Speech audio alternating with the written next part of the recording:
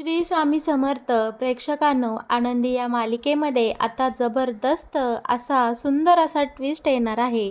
बरं का प्रेक्षकांनो, फायनली आपण ज्या गोष्टीची इतके दिवस झाले वाट पाहत होतो, ती आता गोष्ट आनंदी या मालिकेत घडणार.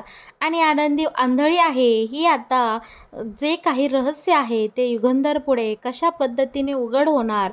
आणि आनंदी आंधळी आहे ते इतके दिवस सगळ्या घरच्यांनी का लपवलं आणि ते कोणाच्या सांगण्यावरून लपवलं हे सुद्धा आता आपल्या युगंधर समोर उघडं होणार आहे. बरं का, त्यानंतर आपला युगंधर नक्की काय निर्णय घेणार, शिल्पासोबत तो कशा पद्धतीने वागणार आणि शिल्पाच्या कानाखाली कशी लगावून देणार आणि घरातून तिची हक्कलपट्टी कशी करणार, हे सगळं आता आनंदी या मालिकेच्या येणाऱ्या काही भागांमध्ये आपल्याला पाहायला मिळणार आहे. आणि हे जर तुम्हाला जाणून घ्यायचं असेल तर तुम्ही आपला हा व्हिडिओ अगदी शेवटपर्यंत बघा, म्हणजे तुमच्या सगळं काही इकडे लक्षात येऊन जाईल. बरं का, इकडे मालिकेमध्ये आता पृथ्वी खूप इमोशनल झालेला असतो. त्याने आनंदीचे खूप आभार मानलेले असतात आणि आपल्या एका मोकळ्या म्हणजे अशा पूर्ण प्लेन शालीवर आनंदीच्या हाताचे ठसे घेऊन त्या शालीने इथे आता त्याने त्याच्या वडिलांचा म्हणजे युगंधरचा सुंदरपैकी सत्कार केलेला असतो आणि त्याला त्याच्या यशाच्या कीर्तीबद्दल खूप अभिवादन केलेलं आपल्याला पाहायला मिळणार आहे. दुसरीकडे आता वेळ आलेली असते की या साडी लॉन्चिंगच्या कार्यक्रमाचं नक्की नाव काय ठेवायचं, आपल्या या पृथ्वीच्या नवीन बिझनेसचं नाव काय असणार आहे. छानपैकी आता इथे आनंदी येते, मालक साहेब आलेले असतात, मीडियासमोर सगळं साड्यांचं प्रेझेंटेशनही सुंदर पद्धतीने झालेलं असतं आणि आता अखेरीस वेळ आलेली असते ते म्हणजे या सगळ्याला नाव काय द्यायचं. तर आपल्या पृथ्वीने खूप विचार करून सुंदर असं त्याच्या आईवडिलांच्या नावाचा कॉम्बो करून समिधा युग असं सुंदर नाव आता या साड्यांना दिलेलं असतं. हे नाव ऐकता सगळ्यांच्या चेहऱ्यावर स्मित हसू येतं. अगदी ताईच्या चेहऱ्यावर सुद्धा हसू आलेलं असतं आणि आपल्या मुलाने आपल्या आईवडिलांचं नाव त्याच्या बिझनेसला दिलं हे पाहून इकडे मात्र आता युगंधरचे डोळे भरून आलेले असतात आणि त्याला त्याच्या मुलाबद्दल खूप इथे अभिमान वाटत असतो. बरं का, आता पृथ्वी इथे त्याच्या आईवडिलांचं भरभरून कौतुक करत असतो की माझ्या आईने एक खूप मोठा पट्टा किंवा एक खूप मोठा असं जो काही टाईम होता तो माझ्या वडिलांच्या पाठीशी उभा राहून त्यांना साथ दिली आणि माझ्या वडिलांनीही त्या संधीचं सोनं केलं आणि त्यांनी त्यांच्या आयुष्यात खूप काही अचीव केलं आहे. त्याचप्रमाणे या दोघांच्याही मातृपितृ आशीर्वादाचा मला आशीर्वाद हवा आहे आणि म्हणूनच मी माझ्या या नवीन साड्यांना माझ्या आईवडिलांचं नाव देत आहे. या सुंदर कल्पनेने इकडे सगळ्यांचे डोळे भरून आलेले असतात. सगळ्यांच्या डोळ्यातून आनंद अश्रू आणि चेहऱ्यावर स्मित हास्य असतं. फक्त तिथं एकच व्यक्ती असा उपस्थित असतो की त्याला या सगळ्याचा खूप राग आलेला असतो आणि त्याला ह्या चांगल्या चाललेल्या कार्यक्रमामध्ये काहीतरी खोडा घालायचा असतो. तो म्हणजे विद्याधर. विद्याधरला मात्र इकडे आपल्या दादाचं एवढं कौतुक आपला पुतण्या करतोय ही गोष्ट अजिबात सहन झालेली नसते. बरं का, आणि फायनली आता या पृथ्वीने त्याच्या वडिलांचा मान दिलेला असतो.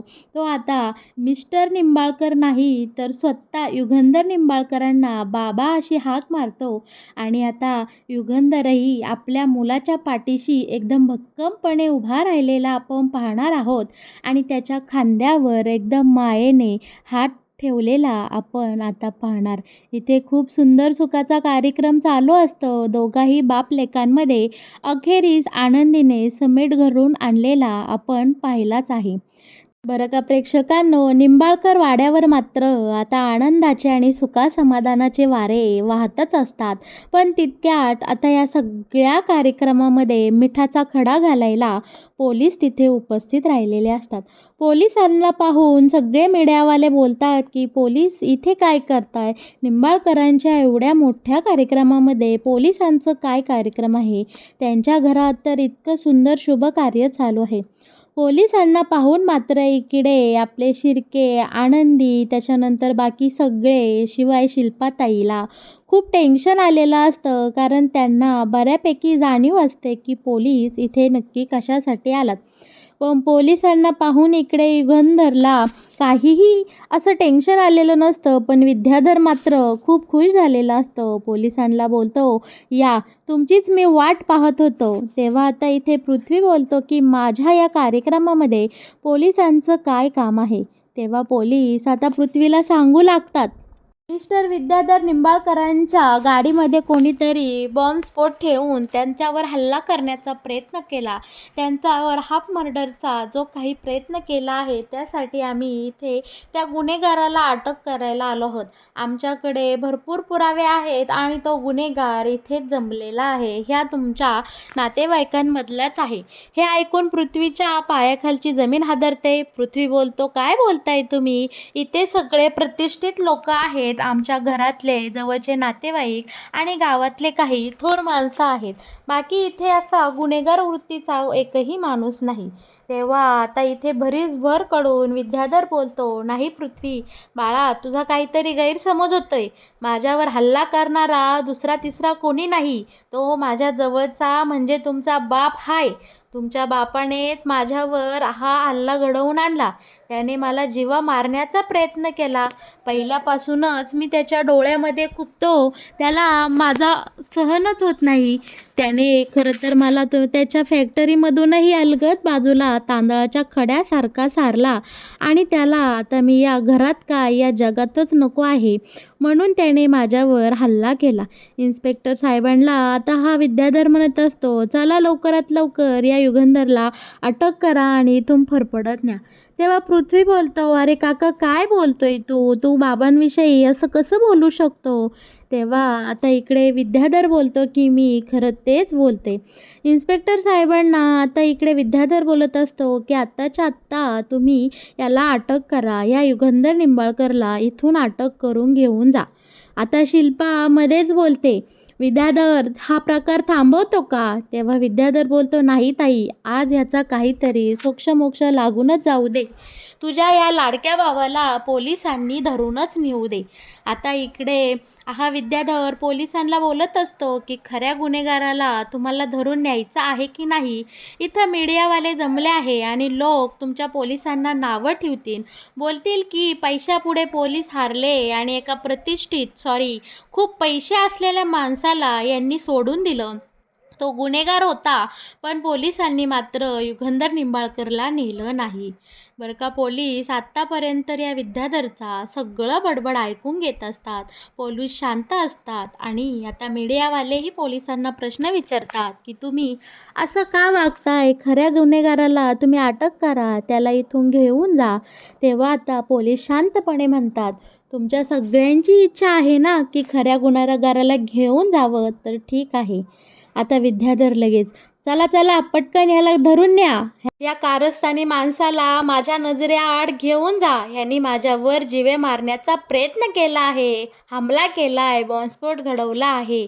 विद्याधर बडबड करतच असतो आणि पोलीस डायरेक्ट ह्या विद्याधर समोर हातकड्या पुढे करतात आणि बोलतात, ठीक आहे, खरा गुन्हेगार तर तुम्हीच आहात. स्वतःच दारू गोळ्याचा बॉम्बस्फोटच्या सगळ्या गोष्टी गोळा केल्या आणि स्वतःच्याच गाडीमध्ये नेऊन ठेवल्या आणि स्वतःचाच हा जो काही अपघात घडवला आणि तुमच्या थोरल्या भावावर उगाच काहीतरी आरोप करून त्याची तुम्ही बदनामी करायचा किंवा त्याला जेलमध्ये टाकायचा जो काही प्रयत्न केला आहे, यासाठी विद्याधर निंबाळकर आम्ही तुम्हाला अटक करतोय.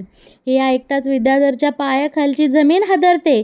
पण बाकी सगळ्यांच्या चेहऱ्यावर इथे स्मित हास्य आलेलं आपण पाहणार आहोत. आनंदी, बाकी सगळे इथे युगंधर निर्दोष सुटला म्हणून त्याला आनंद झालेला आपण पाहणार आहोत. शिल्पाताईलाही बरं वाटतं की सगळा डाव विद्याधरवरच उलटला आहे. बरं का, विद्याधर इथं बोलू लागतो की कसं शक्य आहे इन्स्पेक्टर साहेब, मी माझा स्वतःचा अपघात का घडवेल? तुम्ही असं का बरं बोलताय? तुम्हाला कुणी पैसे चारले का? तेव्हा इन्स्पेक्टर साहेब म्हणतात, शब्द जपून वापरा.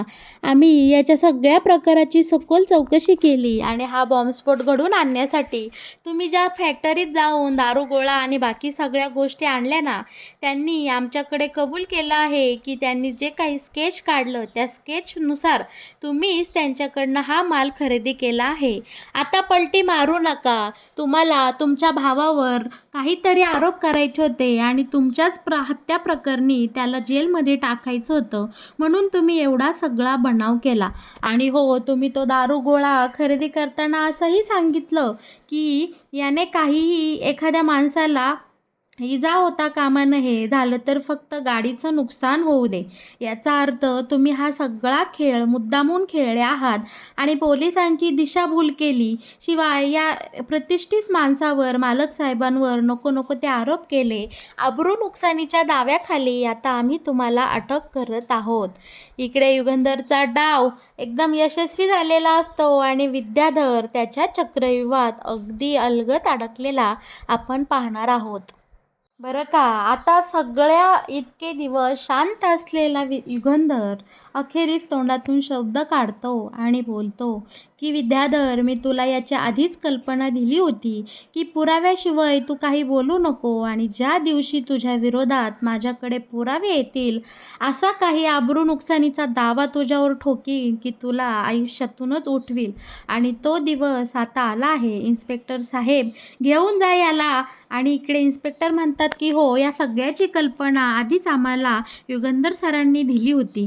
पृथ्वी मात्र या सगळ्या प्रकारात खूप शॉक झालेला असतो आणि आता इथे धनश्री मध्यस्थी करत मालक साहेबांकडे तिच्या नवऱ्याची भीक मागत की प्लीज त्यांना सोडा, यातून मुक्त करा, त्यांची काही चूक नाही. इन्स्पेक्टर साहेब, माझ्या नवऱ्याला घेऊन जाऊ नका, अशा गयावया करताना आता आपल्याला इथे पाहायला मिळणार आहे. आता इकडे धनश्रीची ही अवस्था पाहून पृथ्वी तिच्या बाबांना म्हणतात की बाबा जाऊ दे, काका चुकला. आता शिल्पा ही मध्यस्थी करते. आबा आणि त्याच्यानंतर बापू, आई सगळेच आता इथे मालक साहेबांना युगंधरला समजवतात. आणि बरं का, आता युगंधर सगळ्या मीडियावाल्यांसमोर बोलतो की ठीक आहे इन्स्पेक्टर साहेब, विद्याधरला तुम्ही सोडून द्या. मी माझा जो काही गुन्ह्याचा अर्ज दाखल केला आहे तो मागे घेते. शेवटी कितीही चुकला तरी तो माझा पाठचा सक्का भाऊ आहे. आणि बरं का, या सगळ्यातून आता युगंधर या विद्याधरची सुटका करतो आणि आता या विद्याधरला युगंधर मोठ्या थाटात बोलतो की तुला अजून या युगंधर निंबाळकरच्या ताकदीचा अजून अंदाज आला नाही. त्यामुळे इथून पुढं जी काही पावलं तुला माझ्या विरोधात उचलायची ती सांभाळून उचल, नाहीतर परत तुला कुठेही तोंड दाखवायच्या लायकीचा मी ठेवणार नाही. बरं का प्रेक्षकांनो, इथे आपल्या आनंदीची देवावर असलेली श्रद्धा आता पळायला आलेली असते. आनंदीने युगंधरसाठी जो काही जप तप केलेला असतो तो सगळा आता इथे फळला असतो. आणि आता आनंदी आपली एकटीच किचनमध्ये आलेली असते आणि देवबाप्पाचे इथे आभार मानण्यासाठी ती देवासमोर दिवा लावायच्या तयारीत असते. बरं का, आता फायनली मालक साहेबांवर, निंबाळकर वाड्यांवर, सगळ्यांवर आलेलं जे काही संकटाचं सावट असतं ते पूर्णपणे थांबलेलं असतं. आणि आता आपली आनंदी देवाचे इथे आभार मानण्यासाठी देवघरात आलेली असते. पण तिला देवाचा दिवा लावण्यासाठी इथे काडेपिटी सापडत नसते. ती इकडे तिकडे काडेपिटी शोधायचा प्रयत्न करत असते आणि सुनीताही तिच्या कामाला लागलेली असते. ताईसाहेबांनी तिला काहीतरी काम सांगितलेलं असतं. नेमकं त्याच वेळी इथे युगंधर सुद्धा आनंदीसोबत बोलण्यासाठी इथे आलेला असतो किचनकडे. आनंदीची चौकशी करण्यासाठी आलेला असतो की तुझा हात बरा आहे का, तुला काही दुखतंय खुपतंय का. पण इथे आपल्या युगंधर समोर दुसराच प्रकार उघड झालेला असतो. आनंदी हाताने चाचपडत काड्यापिटी शोधत असते. पण आनंदीचे असे विचित्र हालचाली पाहून युगंधरला प्रश्न पडतो की ही नक्की असं काय करते. तेव्हा युगंधर आता आनंदीजवळ जातो आणि नक्की तिचं काय चाललंय याचं बारीक निरीक्षण करताना आपल्याला युगंधर दिसणार आहे. आता आनंदी स्वतःशीच पुटपुटत असते, "या सुनीताताईंनी काड्यापेटी कुठं ठेवली काय माहिती? मला तर मिळानाच. मला देवाचा दिवा लावायचा आहे. देवाकडे मला प्रार्थना करायची. मालक साहेब एवढ्या मोठ्या संकटातून सुटले. पृथ्वीचा कार्यक्रम अगदी छान पार पडला. या सगळ्याबद्दल मला माझ्या देवाचे आभार मानायचे. पण काड्यापेटी काही माझ्या हाताला लागेना आणि मला काही दिसतही नाही. मग मी कसं काय शोधू?" आणि हे सगळं मालक साहेबांनी पाठीमागे उभं राहून ऐकलेलं असतं. आता मालक साहेबांसमोर खूप मोठ्या गोष्टीचा खुलासा झालेला असतो, तो असा की आनंदी आंधळी आहे. तेव्हा आता मालक साहेब आनंदीवर ओरडतात आणि बोलतात की "नक्की काय प्रकार आहे आनंदी? तुला दिसत नाही?" म्हणजे तेव्हा आनंदी घाबरते. तिला आठवतं की शिल्पाताईने सांगितलं होतं की हा जो काही आनंदी आंधळी आहे ही गोष्ट युगंधरला कळता कामा नये. तेव्हा आनंदी मालक साहेब ते हे असं करत असते, पण युगंधरने इथं डायरेक्ट सभा भरवलेली असते. घरातले सगळे नोकर-चाकर, पृथ्वी, मिताली सगळ्यांना आवाज देऊन खाली बोलावून घेतलेलं असतं आणि त्यांना युगंधर विचारत असतो, "आनंदीला दिसत नाही, ती आंधळी आहे, हे तुम्हा सगळ्यांना माहीत आहे का?" बरं का. आता इथं माईही काही बोलत नाही, सगळे शांत असतात. तेव्हा युगंधर बोलतो, "याचा अर्थ तुम्हाला मला कोणालाच काही सांगायचं नाही?" आनंदी, तू माझ्या मनातून पुरती उतरली. तू माझ्यासोबत एवढा मोठा विश्वासघात केला. तू इतका मोठी फसवणूक केली की इतक्या दिवस माझ्या घरात वावरत होतीस आणि तू आंधळी आहे, दृष्टीहीन आहे, ते एकदाही मला कळून दिलं नाही. आनंदी, मला तुझ्याकडनं ही अपेक्षा नव्हती. बरं का. आता आपला युगंधर रागाच्या भरात आनंदीच्या हाताला धरतो आणि घराबाहेर आनंदीला काढायला निघालेला असतो. आनंदी मालक साहेबांची माफी मागत असते, "माझं चुकलं, मला माफ करा." घरातले सगळे नोकर-चाकर तिथेच उभे असतात, पण शिल्पाताईच्या धाकाने कोणाच्या तोंडून एक शब्दही फुटत नसतो. माई आणि बापू युगंधरची समजूत घालत असतात की "अरे युगंधर, जाऊ दे, नको काही बोलूस, आनंदीला सोडून दे." पण युगंधरचा एकदा रागाचा पारा चढला की चढला. बरं का. आता इकडे या आनंदी आणि युगंधरची मध्यस्थी बनत आता पृथ्वी पुढे येतो आणि बोलतो की "बाबा, आम्हाला माफ करा, मी तुमच्या निर्णयाच्या मध्ये बोलतोय, पण तुम्ही आनंदीला असं घराबाहेर काढू शकत नाही. कारण या सगळ्या प्रकरणात आनंदीची काहीही चूक नाही. खरं सांगायचं तर तुम्ही हे असं वागसान, आनंदीला घरातून बाहेर हाकलून देसान, तिला कामावरून काढसान, या भीतीनेच आजवर आम्ही तुमच्यापासून ही एवढी मोठी गोष्ट लपवली आहे." बरं का. आता मिताली मध्ये बोलते की "बाबा, हो, आतूने आम्हाला सांगितलं होतं की आनंदी गरीब आहे आणि तुम्हाला आनंदी आंधळी आहे ही गोष्ट सांगायची नाही. ज्या दिवशी युगंधरला कळेल की आनंदी आंधळी आहे, तो डायरेक्ट आनंदीला ह्या घराच्या बाहेर हाकलून देईल आणि तिचं कामही जाईल. या भीतीने आजवर तुम्हाला कुणीही आनंदी आंधळी आहे हे सत्य सांगितलं नाही." बरं का प्रेक्षकांनो, एकातून दुसरं, दुसऱ्यातून तिसरं अशा प्रकारे आता युगंधर पुढे एक नव्या गोष्टीचा खुलासा झालेला असतो. तो म्हणजे शिल्पाताईच्या सांगण्यावरून आजवर मला कोणीही सांगितलं नाही की आनंदी आंधळी आहे. आता सगळे बाजूला होतात आणि आता आपला युगंधर शिल्पाताईला या सगळ्या प्रकरणाचा जाब विचारतो. शिल्पाताई मात्र युगंधरला एकही उत्तर नीट देत नाही. ती फक्त ततममच करत असते. रागाच्या भरात आता युगंधर शिल्पाताईवर खेचकतो, ओरडतो आणि आता बोलतो की "आता ह्या घराबाहेर आनंदी नाही तर शिल्पाताई तू जाणार." आणि डायरेक्ट इथे शिल्पाताईला धक्के मारत मारत युगंधर घराच्या बाहेर काढताना आपल्याला आता पाहायला मिळणार आहे. तर मग प्रेक्षकांनो, कसा वाटला तुम्हाला आनंदी या मालिकेत येणारा हा नवीन ट्विस्ट? या मालिकेचे असेच नवनवीन अपडेट जो तुम्हाला सगळ्यात आधी जाणून घ्यायचे असतील तर तुम्ही आपल्या व्हिडिओला नक्की लाईक करा आणि आपल्या चॅनलला सबस्क्राईब करायला अजिबात विसरू नका. धन्यवाद.